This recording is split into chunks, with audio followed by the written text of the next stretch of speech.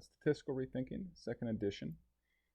We're in chapter 9, and we're in the hard questions, and we're on question 9H5. Okay. So what are we to do here? So earlier in the chapter, in the first couple of sections, we discussed the Metropolis algorithm. Okay, and there in the text, our author McElrath gives us a way to hard code at least a specific instance of the Metropolis algorithm. It's not very general because we're talking about the example in the text where we have, I think it's some number of islands. I think it must be 10, and we're flipping. Well, we're flipping coins basically to go from adjacent island to adjacent island, and we make the decision based on the size of the population on those different islands. Okay. So in that code, the islands, their position is given a number 1 through 10, I think, and that happens to correspond to their relative populations, right? So, for instance, Island 2 has twice the population of Island 1, and Island 10 has 10 times the population of Island 1, and so on and so forth, okay? Let's just run that. So I've just copied and pasted that code here, and I'm going to run that. So for many weeks, we have an empty vector that we're calling position that we initialize with just a bunch of zeros. How many zeros? Well, the number of weeks that we're going to run our experiment here. Okay, and we initialize the first value to be at 10, which is the island with the largest population. It's island 10, and it's in position 10 in this iteration of it, or I shouldn't say iteration, but in this version of the code. Okay, and so for each week, in the number of weeks, we are going to fill out our vector that is currently all zeros. We're going to fill out the ith position of it with whatever current is. Okay, and now the first entry, of course, will be 10. But then we're going to make a proposal, and that proposal is going to be whatever the current position is, plus or minus 1. So we could either go to island 9, or let's say that we're at island 2, and we could either go to island 1 or not, or island 3 or not. Okay. So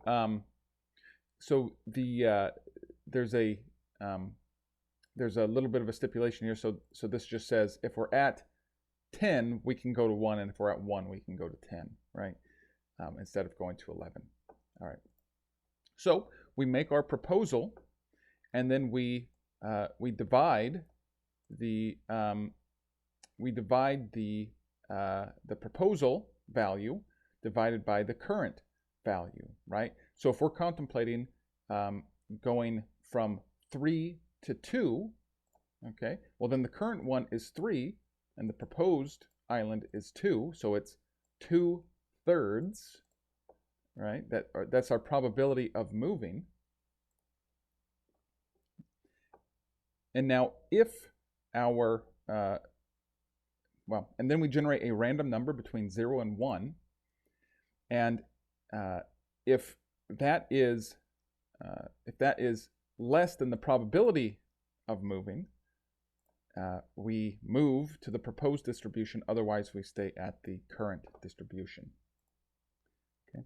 So now notice that if instead of going from 3 to 2, we're at 3 and we contemplate going to 4, well, now the proposal is a value greater than 1, right? And so this inequality will then always favor the move, okay? It's only if this proposal is less than 1 do we have a probabilistic chance of moving to the proposed island. Okay, so anyway, so we can run this, and it runs pretty quickly. In fact, for all of this, you just need base R. You don't need to rely on the Ulam, or I'm sorry, on the Rethinking package or on Stan or anything. Okay, and so we've ran that, and then so I'm just going to reproduce the figures that are given in the book. Okay, So we're just looking at the first 100 positions here. Okay, so we have which time or which iteration or which week we're looking at. Okay, and then we're looking at what island we go to. Okay, and then if I want to look over the entire experiment and I want to figure out what percentage of the time was I at island 1 or 2 or 3 or whatever, then I use this code right here, and this is what we get. Okay, and again, you see this increasing, always increasing function of position.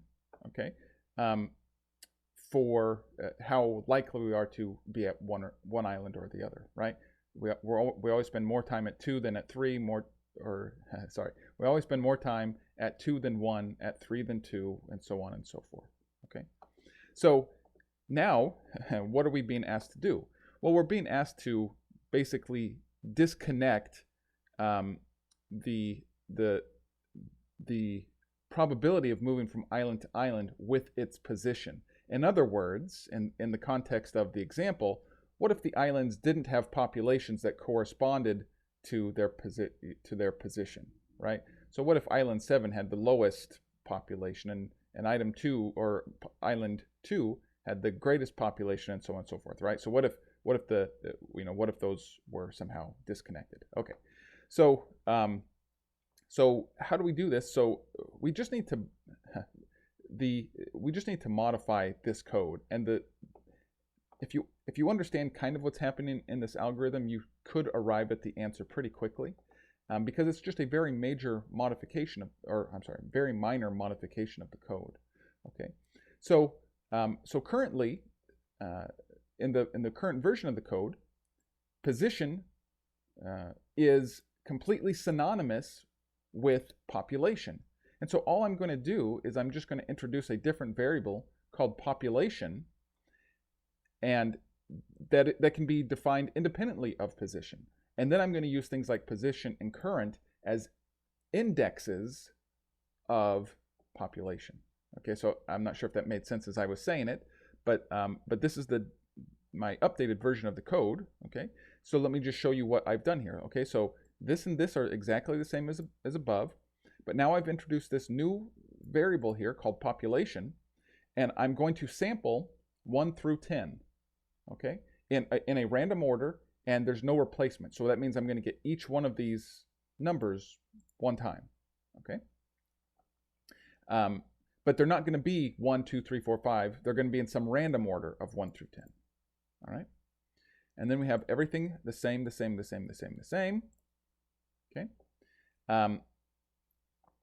But now when I come down to probability of moving, okay, so let me come back to this code. Initially, it was proposal divided by current, right? And again, in the initial version of the code, the proposal and current were talking about the islands, and they were completely synonymous with the population of those islands, right? The positions were completely synonymous with the population of the islands. And so now all I'm doing, because we've now divorced population from the position of the island, I'm using population, and then I'm selecting a particular island from population. Which item? Well, the one that was proposed. And similarly for current, I'm using current as the index variable. Okay, so now we can run that, okay, and display the first graphs. Okay, and now you see, looking at the histogram, I think makes it more clear that now all of a sudden we're not increasing that the populations must be different because the proportion of going from one island to the next is different. Okay, and so we can run this several times and we'll get different histograms each time. So burn that one into your retinas there, and then quickly we'll change it again. Okay, and we shift, and we can run it again. This is great television. Okay, all right, and so we get the different distributions each time, and that is just because for each one of these, runs of our new updated Metropolis algorithm, we're assigning different populations to the different islands. That's it. Okay, that's it.